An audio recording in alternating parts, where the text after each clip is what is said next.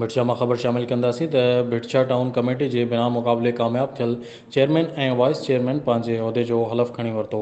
हलफ़ खणण बाद चेयरमैन और वाइस चेयरमैन पारां रैली की सूरत में दरगाह हज़रत शाह अब्दुल लतीफ़ भिटाई के मज़ार ते चादर चाढ़े दुआ घुरी वई है। पीपल्स पार्टी तरफ़ां नामज़द चेयरमैन उम्मीदवार सैयद खावर हुसैन शाह लतीफ़ी और वाइस चेयरमैन राना मोहम्मद उस्मान राजपूत हलफ़ खयो। हालांकि एसी ऑफिस में हलफ़ बाद चेयरमैन दरगाह भिटाई के कायम मकाम सजादा नशीन सैयद खावर हुसैन शाह और वाइस चेयरमैन राना मोहम्मद उस्मान राजपूत जो शहरन पारां हाला खां भिटशा ताईं शानदार इस्तकबाल किया वियो।